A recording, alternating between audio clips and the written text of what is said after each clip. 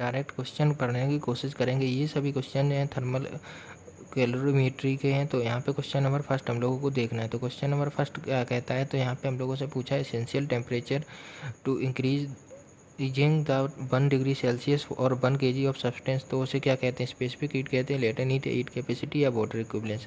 तो उसे हम लोग क्या कहते हैं, उसे हम कहते हैं स्पेसिफिक हीट। तो अब स्पेसिफिक हीट आया तो स्पेसिफिक हीट के कॉन्सेप्ट, तो स्पेसिफिक हीट आया तो स्पेसिफिक हीट होती क्या चीज़ है, तो स्पेसिफिक हीट वो चीज़ होती है कि मतलब कि जितनी हमें हीट रिक्वायर्ड होती है एक चीज़, एक सब्सटेंस की, मतलब कि यूनिट मास को, मतलब कि 1 kg मास को और 1 डिग्री सेल्सियस टेम्परेचर बढ़ाने पर जितनी हीट रिक्वायर्ड होती है उसे क्या कहते हैं, स्पेसिफिक हीट। स्पेसिफिक हीट का फॉर्मूला क्या हो जाता है, Q/m डेल थीटा। और इसकी यूनिट क्या हो जाती है, कैलोरी पर ग्राम हो जाती है या जूल पर केजी हो जाती है। जूल पर केजी पर केल्विन, जैसे कि टेम्परेचर है तो केल्विन। यहाँ पे ये डायमेंशन फार्मूला सिर्फ इंपॉर्टेंट है, L/m² θ-1 जो एनर्जी है, एनर्जी वाले में से एनर्जी वाले के डिवाइड में क्या कर दे रहे हैं हम लोग सिर्फ एक मास का डिवाइड कर दे रहे हैं एनर्जी के नीचे, और एक टेम्परेचर का डिवाइड कर दे रहे हैं। एक तरीके से ये तो कर रहे हैं, मास का डिवाइड कर रहे हैं और टेम्परेचर का डिवाइड कर रहे हैं। जो हमारी डायमेंशन आ रही है वो हो रही है हमारी स्पेसिफिक हीट। अब यहाँ पे मोलर स्पेसिफिक हीट है तो इससे कुछ रिलेशन नहीं, सिर्फ हमें दो स्पेसिफिक हीट ध्यान रखनी है। एक क्या, किस चीज़ की रखनी है, एक कांस्टेंट टेम्परेचर की जो आइसोथर्मल प्रोसेस होता है। तो आइसोथर्मल प्रोसेस पे हमारी हीट कैपेसिटी क्या हो जाती है, इनफाइनाइट हो जाती है। मतलब कि उसको 1 डिग्री सेल्सियस बढ़ाने के लिए इनफाइनाइट हीट देनी पड़ेगी, क्योंकि वहाँ पे टेम्परेचर तो कांस्टेंट होता है, तो वहाँ पे बढ़ेगी नहीं हीट कैपेसिटी। और ये क्या होता है, और दूसरा प्रोसेस होता है एडियाबैटिक प्रोसेस। एडियाबैटिक प्रोसेस क्या होता है, इसमें हीट चेंज जीरो होता है। तो इसमें जो हमारी स्पेसिफिक हीट हो जाएगी जीरो। क्यों जीरो हो जाएगी, क्योंकि यहाँ पे हमारा Q की वैल्यू जीरो हो जाएगी और यहाँ पे T की वैल्यू जीरो हो रही थी, तो 1/0 इनफाइनाइट हो जाता था। अब यहाँ पे एक क्वेश्चन और बनता है, जो हमारी स्पेसिफिक हीट होती है वो नेगेटिव भी हो सकती है। जैसे कुछ चीज़ें होती हैं तो नेगेटिव का मतलब क्या होता है कि जब वो उनका टेम्परेचर बढ़ेगा तो उनमें से जो हीट होगी वो मतलब कि विड्रॉ होगी, मतलब उनमें से ली जाएगी। जैसा कि हमारे सेचूरेटेड वाटर वेपर होती हैं, लेकिन ये हमारे सिलेबस के लिए लायक नहीं है। अब एक स्पेसिफिक हीट आया तो स्पेसिफिक हीट का एक बहुत इंपॉर्टेंट क्वेश्चन ये होता है कि जो हमारे वाटर होता है, जो हमारा पानी होता है, उसकी स्पेसिफिक हीट बहुत ज़्यादा हाई होती है। अगर स्पेसिफिक हीट हाई होती है तो इसका मतलब क्या है कि जो उसको, मतलब कि ज़्यादा लार्ज अमाउंट ऑफ हीट चाहिए उसका टेम्परेचर बढ़ाने के लिए, मतलब कि थोड़ा सा टेम्परेचर बढ़ाने के लिए उसके लिए बहुत ज़्यादा हीट रिक्वायर्ड होती है। तो इसका यूज, सिर्फ इसका यूज़ ध्यान रखिए कि इसका यूज़ किस में होता है। इसका use, it is used in hot water बोतल। और जो हॉट वाटर बोतल होती हैं उनमें कैसे कूलेंट की तरीके से, जो रेडिएटर को कूलेंट करता है, इसलिए हम लोग पानी का यूज़ करते हैं। अब क्वेश्चन नंबर सेकंड, जैसा कि क्वेश्चन नंबर सेकंड में हम लोगों से डायमेंशन फार्मूला पूछा है लेटेंट हीट का। तो लेटेंट हीट होता क्या है, तो लेटेंट हीट मतलब कि जो एक छुपी हुई ऊर्जा होती है, एनर्जी। तो लेटेंट हीट से मैं कुछ क्वेश्चन कंप्लीट कराने की कोशिश करूँगा, समझाने की भी कोशिश करूँगा। तो लेटेंट हीट होती क्या है, मेन चीज़ लेटेंट हीट एक तरीके की वो एनर्जी होती है जब कोई सब्सटेंस अपनी स्टेट चेंज करता है। स्टेट चेंज करने का मतलब क्या है कि जैसे कि वो सॉलिड से लिक्विड हो या लिक्विड से गैस हो, तब एनर्जी क्या होती है, एब्जॉर्ब होती है या रिलीज होती है। और जब भी, तो उस टाइम पे टेम्परेचर, नो टेम्परेचर चेंज होता है, मतलब टेम्परेचर चेंज नहीं होता। और उसमें क्या होता है, तो इस वजह से जो हमारा आइसोथर्मल होता है, जैसे कि इसके एग्जांपल क्या हैं, जैसे कि आइस मेल्ट हो रही है 0 डिग्री सेल्सियस पे, वाटर बॉयल हो रहा है 100 डिग्री सेल्सियस पे, ऐसे ही इसको कहते हैं। तो यहाँ पे इसको Q को ऐसे ही लिखते हैं Q/ml। ml का मतलब होता है लेटेंट हीट। अब इसकी डायमेंशन क्या हो जाती है, तो इसको लिखते हैं कैलोरी पर ग्राम, मतलब कि मास से डिवाइड कर देते, तो मास से डिवाइड कर देंगे तो क्या हो जाएगा, ml/-2 एनर्जी का होता है, और मास से डिवाइड कर देंगे तो L²T/-2। जैसा कि हमने स्पेसिफिक हीट में पढ़ा था, तो स्पेसिफिक हीट की डायमेंशन बताई। तो अब हमारे पास दो होते हैं, एक होती है फ्यूजन, एक होती है वेपराइजेशन। फ्यूजन क्या होती है, जब हम सॉलिड से लिक्विड में चेंज करते हैं तो हमारी हो जाती है फ्यूजन। और हमारी वेपराइजेशन क्या होती है, लिक्विड से वाटर, मतलब कि लिक्विड से गैस में चेंज होते हैं, तो उसे बोलते हैं वेपराइजेशन। तो यहाँ पे जो हमारी, जैसे कि आइस होती है, लाइटेंट हीट ऑफ आइस की दे दी 80 कैलोरी पर ग्राम, और यहाँ पे हम लोगों को और भी दे दी, जैसे कि स्टीम के लिए दे दी 540 कैलोरी पर ग्राम। इसका यूज कुछ नहीं है, इसके यूजेस यहाँ पे हैं मेन। तो यहाँ से क्वेश्चन बनता है कि it is more painful but by steam, मतलब कि स्टीम से जलते हैं तो हम लोगों को ज़्यादा दर्द होता है as compare to normal boiling water. तो क्यों होता है, क्योंकि जो स्टीम होती है तो उसमें लेटेंट हीट और हो जाती है, तो वो एक्स्ट्रा एनर्जी की वजह से हम लोग ज़्यादा, मतलब कि जलन महसूस करते हैं। तो ये हमारा ये क्वेश्चन नंबर फर्स्ट हो गया। अब क्वेश्चन नंबर सेकंड देखते हैं, इससे क्या बनता है। तो इसमें क्या होता है, जो लेटेंट हीट ऑफ वेपराइजेशन होती है वो ज़्यादा होती है as compare to the latent heat of fusion से। Latent heat of vaporization is greater than latent heat of fusion.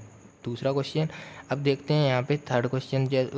Third question नहीं, इसका एग्जांपल है, जैसे कि आफ्टर स्नोफॉल जो होता है हम लोगों को ठंड लगने लगती है। तो ठंड लगती क्यों है, तो हमें ठंड इस वजह से लगती है, जो जब आइस मेल्ट होती है तो वो एनर्जी को कुछ एब्जॉर्व कर लेती है। और यहाँ पे एक और इफेक्ट आता है, जो हमारा आइसक्रीम होती है, तो आइसक्रीम को जब हम खाते हैं तो वो हम लोगों को ज़्यादा ठंडा इफेक्ट देती है। तो वो क्यों देती है, जब वो मेल्ट होती है तो वो हमारे दांतों से कुछ मतलब कि एनर्जी को एब्जॉर्व कर लेती है। और यहाँ पे क्या होता है, एक और इम्पॉर्टेंट क्वेश्चन है, जो हम नमक होता है, नमक को डाल देते हैं गर्म, मतलब कि कुछ जगह होती है वहाँ पे नमक को डाल देते हैं, तो उस वजह से हमारा फ्रीजिंग पॉइंट लो हो जाते हैं और वो आइस मेल्ट हो जाती है। तो इसके ये एग्जाम्पल्स भी। अब पढ़ते हैं क्वेश्चन नंबर थर्ड पे। यहाँ पे मैंने टिक पहले ही से कर रखा है। ऐसा यूनिट ऑफ स्पेसिफिक हीट क्या होती है, जूल पर डिग्री सेल्सियस, जैसा कि मैंने दिखाया था, आप लोग वीडियो में देख ही चुके हैं। अब आता है question number fourth, weight of 5 litre benzene is. तो यहाँ पे मोर होगा, मोर इन समर और same in summer, more in winter with respect to the summer. तो यहाँ पे इसका आंसर हो जाएगा more in winter with respect to the summer. तो इसका वेट समर में क्या हो जाता है, मतलब विंटर में ज़्यादा होता है as compare to the summer. इसको आप लोग देख लीजिए। ऑन इंक्रीजिंग द प्रेशर, तो फ्रीजिंग पॉइंट और वाटर क्या होता है, जो हम प्रेशर मतलब बढ़ाएंगे तो फ्रीजिंग पॉइंट हमारा डिक्रीज हो जाता है, मतलब कि फ्रीजिंग पॉइंट हमारा डिक्रीज हो जाता है। अब आते हैं क्वेश्चन नंबर 6 पे। तो specific heat is equal to, तो यहाँ पे हम लोगों ने क्या किया था, हीट थी अपॉन मास था और अपॉन टेम्परेचर था। तो यहाँ पे वही हमारा आंसर हो जाएगा। तो H/m/T से यहाँ पे डायमेंशन फार्मूला से भी हम निकाल सकते हैं, तो आंसर हो जाएगा ए। अब आते हैं, which of the following has more specificity. ये इंपॉर्टेंट, मोस्ट इंपॉर्टेंट। मैंने बताया था कि वाटर को कूलेंट क्यों यूज़ करते हैं, क्योंकि सबसे ज़्यादा स्पेसिफिक हीट होती है तो पानी की होती है। तो मतलब बी आंसर हो जाएगा। तो यहाँ पे इसका आंसर हो जाएगा बी। इन केस ऑफ, यहाँ पे अब क्लोज रूम है तो उसमें पानी को छिड़काव करेंगे तो उससे थोड़ा हमारा टेम्परेचर गिर जाता है। तो क्यों गिर जाता है, तो इसका आंसर होता है value of latent heat of vapour is more. तो लेटेंट हीट ऑफ वेपर मोर होती है, इस वजह से हमारा वो एब्जॉर्व कर लेगी, तो इस वजह से हमारा क्या हो जाएगा कि टेम्परेचर गिर जाता है। अब आते हैं नेक्स्ट क्वेश्चन पे। What is the name of the heat that changes 1 kg into 1 kg ice into water. तो आइस से वाटर में चेंज हो रहा है, तो मतलब कि सॉलिड से लिक्विड में हो रहा है। तो सॉलिड से लिक्विड में होने के लिए क्या था, फ्यूजन था कि वेपराइजेशन था। तो हमारा क्या आंसर होना चाहिए, तो हमारा आंसर हो जाएगा लेटेंट हीट ऑफ मेल्टिंग, जैसे कि फ्यूजन होना चाहिए था। तो यहाँ पे हम मेल्टिंग को टिक कर देंगे। तो 9th का क्या हो जाएगा, ए। अब आते हैं 10th पे। Which of the things give more pen. ये तो one of the most important question मान लीजिए कि कौन सी चीज़ ज़्यादा जलन करती है, तो हॉट स्टीम होती है जो, तो वो हम लोगों को ज़्यादा जलन करती है। अब आते हैं क्वेश्चन नंबर फर्स्ट पे, लेवल सेकंड के पे। तो if the atmospheric pressure and dew point are nearly equal, तो तब क्या हो जाएगा, तो हमारे रिलेटिव ह्यूमिडिटी पे क्या इफेक्ट पड़ेगा, तो जो हमारी रिलेटिव ह्यूमिडिटी है वो नियरली 100% ही रहेगी जब टेम्परेचर और ड्यू पॉइंट इक्वल आ जाएंगे।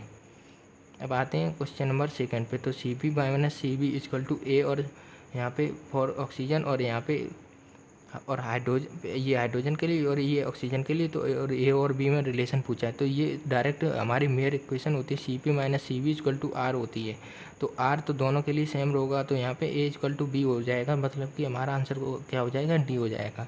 तो सेकंड का क्या हो जाना चाहिए, डी हो जाना चाहिए। अब हमसे क्वेश्चन पूछा है कि boiling water change into steam, तो इस कंडीशन में स्पेसिफिक हीट क्या होगी। तो पहली बात तो जब भी कोई चेंज हो रहा है, मतलब कि स्टेट चेंज हो रही है, तो यहाँ पे कैसा होना चाहिए, एडियाबैटिक प्रोसेस होगा कि आइसोथर्मल प्रोसेस होगा, ये बताइए पहले। तो जब भी मेल्टिंग और बॉइलिंग होगी तो हमारा कैसा होना चाहिए, आइसोथर्मल प्रोसेस होता है। आइसोथर्मल के लिए क्या होती है, स्पेसिफिक हीट होती है इनफाइनाइट। तो यहाँ पे आंसर क्या हो जाना चाहिए, हमारा आंसर हो जाना चाहिए सी। थर्ड वाले का आंसर हो जाना चाहिए सी। तो यहाँ पे आंसर हो जाएगा इनफाइनाइट। आप लोगों को मैंने दिखाया भी था, तो आप लोग वीडियो में बैक जाकर भी देख सकते हैं। यहाँ पे ये इंपॉर्टेंट क्वेश्चन है, Cp माइनस Cv। यहाँ पे अब कैलोरी में दे दिया गया है, तो कैलोरी के लिए होता है Cp minus Cv equal to 2 calorie per degree per mole, ऐसे होता है। तो यहाँ पे डिफरेंस 2 होना चाहिए, Cp minus Cv equal to 2 होना चाहिए। एक तरीके से ऐसे लिखेंगे, Cp minus Cv equal to 2।